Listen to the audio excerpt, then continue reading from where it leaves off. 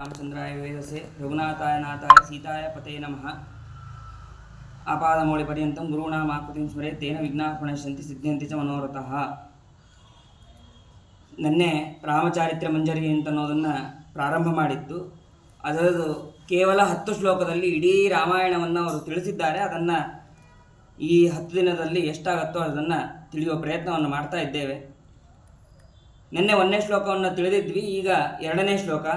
ಆಯನ್ ರಾಮಸ್ಸ ಭಾರ್ಯೋ ಧ್ವನಿ ನಿಜ ಸಹಜೈರ್ಭಾರ್ಗವೇ ಶ್ವಾವಸೋ ಸರೋಪ ತದ್ಗಂ ಹತ್ವಾ ಸುರಾರಿಂ ಪುರಗ ಉತ ಸ್ಥಾಪಸೈರ್ಭೂಪ ಪೃಷ್ಟೈಃ ಕಲ್ಯಾಣಾನಂತಧರ್ಮೋ ಗುಣಲವರಹಿತಃ ಪ್ರಾಣಿನಾಮಂತರಾತ್ಮೆ ಇತ್ಯಾದ್ಯುಕ್ತಶ್ಚಾಭಿಷೇಕೆ ಪುರಜನಮಹಿತೋ ಮಹ್ಯತಾಮೇವ ಚೋಭಿಃ. ನಿನ್ನೆ ದಿನ ಭಗವಂತ ಸೀತಾಪತಿಯಾದಂತಹ ರಾಮಚಂದ್ರ ಸೀತೆಯನ್ನು ಮದುವೆ ಮಾಡಿಕೊಂಡ ಅಂತನ್ನೋದನ್ನು ನಾವು ನಿನ್ನೆ ದಿನ ತಿಳಿದಿದ್ವಿ. ನಿನ್ನೆ ಸ್ವಾಮಿಗಳು ಕೂಡ ಅಲ್ಲಿ ಸಂಕ್ಷೇಪವಾಗಿ ರಾಮಾಯಣದ ಕಥಾಭಾಗವನ್ನು ತಿಳಿಸಿದರು. ಆ ಸೀತಾ ವಿವಾಹ ಆದ ನಂತರ ಅವನು ಅಯೋಧ್ಯ ಪಟ್ಟಣಕ್ಕೆ ಹೋಗ್ತಾನೆ. ಹೋಗುವಂತಹ ದಾರಿಯಲ್ಲಿ ತನ್ನ ಬಂಧುಗಳಿಂದ ಕೂಡಿಕೊಂಡು ಅವನು ಅಯೋಧ್ಯ ಪಟ್ಟಣಕ್ಕೆ ಹೋಗ್ತಾ ಇದ್ದಾನೆ. ಹೋಗಬೇಕಾದ್ರೆ ಅವಾಗ ದಾರಿಯಲ್ಲಿ ಭಾರ್ಗವ ಅಂದರೆ ಪರಶುರಾಮ ದೇವರು ಬರ್ತಾರೆ. ಬಂದು ಅವರು ಹೇಳ್ತಾರೆ, ನೀನು ಶಿವಧನಸ್ಸನ್ನೇನೋ ಭಂಗ ಮಾಡಿದಿ, ಆದರೆ ಈ ಧನಸ್ಸನ್ನು ನೀನು ಭಂಗ ಮಾಡೋಕ್ಕಾಗುತ್ತೋ ಇಲ್ಲ ನಿನ್ನ ಕೈಲಿ. ಇಬ್ರಿಗೂ ಗೊತ್ತಿದೆ, ರಾಮ ಬೇರೆ ಅಲ್ಲ ಪರಶುರಾಮ ಬೇರೆ ಅಲ್ಲ ಅಂತನ್ನೋದು ಸ್ವಯಂ ಅವರಿಬ್ಬರಿಗೆ ಗೊತ್ತಿದೆ. ಆದರೆ ಜಗತ್ತಿಗೆ ಗೊತ್ತಾಗಬೇಕಲ್ಲ. ಜಗತ್ತಿಗೆ ಗೊತ್ತಾಗೋ ಸಲುವಾಗಿ ಏನು ಮಾಡೋದು ಭಗವಂತ ಅಂತಂದರೆ ಇದೊಂದು ನಾಟಕವನ್ನು ಮಾಡ್ತಾ ಇದ್ದಾನೆ. ಅಷ್ಟೇ ಅಲ್ಲ, ತನ್ನ ಒಳಗಿರುವಂತಹ ಅಸುರನನ್ನು ಅವನು ಹೊರಗೆ ತರಬೇಕಾಗಿದೆ. ಹೊರಗೆ ತರೋದಕ್ಕೆ ಇದೊಂದು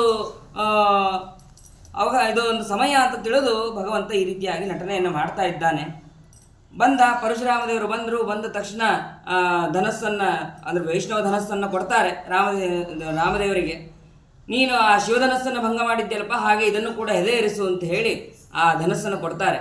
ಕೊಟ್ಟಾಗ ರಾಮದೇವರು ಕ್ಷಣ ಮಾತ್ರದಲ್ಲಿ ಅದನ್ನು ಅನಾಯಾಸವಾಗಿ ಧನಸ್ಸನ್ನು ಹೆದೆ ಏರಿಸ್ತೀನಿ. ಬಿಲ್ಲನ್ನು ಕೂಡ ಅವರು ಹೂಡ್ತಾರೆ. ಆಯಿತು, ಬಿಲ್ಲಾಯಿತು, ಬಾಣ ರೆಡಿ ಇದೆ, ಯಾರಿಗೆ ಬಿಡಲಿ ಹೇಳೋದು. ಆವಾಗ ಆ ಪರಶುರಾಮ ದೇವರಲ್ಲಿದ್ದಂತಹ ಉದರದಲ್ಲಿದ್ದಂತಹ ಅತುಲ ಅಂತನ್ನುವಂತಹ ಅಸುರ ಇಲ್ಲಿ ಬೇರೆ ಹೆಸರಿನಿಂದ ಹೇಳಿದ್ದಾರೆ. ತಪೋಮಯ ಅಂತನ್ನುವಂತಹ ದೈತ್ಯ ಅಂತ ಇಲ್ಲಿ ಹೇಳಿದ್ದಾರೆ. ಎರಡೂ ಕೂಡ ಇದೆ. ಹಾಗಾಗಿ ಆ ದೈತ್ಯನನ್ನು ಸಂಹಾರ ಮಾಡಿ ಆ ಪರಶುರಾಮ ದೇವರ ಹಾಗೂ ರಾಮದೇವರ ನಾಟಕವನ್ನು ಜಗತ್ತಿಗೆ ತೋರಿಸಿ, ಇಬ್ಬರೂ ಕೂಡ ಒಬ್ಬರೇ ಅಂತ ಅನ್ನೋದನ್ನು ತೋರಿಸಿ ಅಲ್ಲಿಂದ ಅಯೋಧ್ಯ ಪಟ್ಟಣವನ್ನು ಕುರಿತು ಅವನು ರಾಮದೇವರು ಹಾಗೂ ಸೀತಾದೇವಿ ಎಲ್ಲರೂ ಕೂಡ ಅಲ್ಲಿಂದ ಹೋಗ್ತಾರೆ. ಅದಾದ ಮೇಲೆ ರಾಜ್ಯಾಭಿಷೇಕದ ವಿಷಯದಲ್ಲಿ ಆ ದಶರಥ ರಾಜನಿಂದ ಕೇಳ್ತಾನೆ, ಆಯ್ತಪ್ಪ, ಇನ್ನು ಪಟ್ಟಾಭಿಷೇಕ ನಿನಗೆ ಮಾಡಬಹುದಾ ಅಂತ ಹೇಳಿ ರಾಮದೇವರಿಗೆ ಕೇಳ್ತಾರೆ.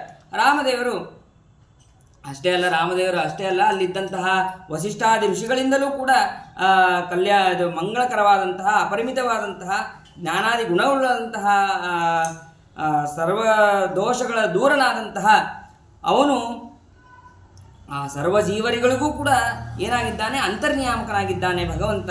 ಇವೇ ಮೊದಲಾದವರಿಗೆ ಹೊಗಳಿಸಿಕೊಂಡಂತಹ ಭಗವಂತ ರಾಮ ನನ್ನ ಈ ಮಾತಿನಿಂದ ವಾಕ್ಯಗಳಿಂದ ಅವನು ಯಾವಾಗಲೂ ಪೂಜಿತನಾಗಲಿ ಅಂತ ಹೇಳಿ ರಾಯರು ಪ್ರಾರ್ಥನೆ ಮಾಡ್ತಾ ಇದ್ದಾರೆ.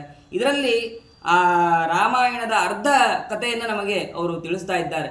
ಕೇವಲ 10 ಶ್ಲೋಕದಲ್ಲಿ ಸಂಕ್ಷೇಪವಾಗಿ ಅವರು ಪಾರಾಯಣಕ್ಕೆ ಆಮೇಲೆ ನಿತ್ಯದಲ್ಲಿಯೂ ಹೇಳ್ಕೊಳ್ಳೋದಕ್ಕೆ ಅನುಕೂಲ ಆಗಲಿ ಅಂತ ಹೇಳಿ ಅವರು ನಮಗೆ ಮಾಡಿಕೊಟ್ಟಿದ್ದಾರೆ.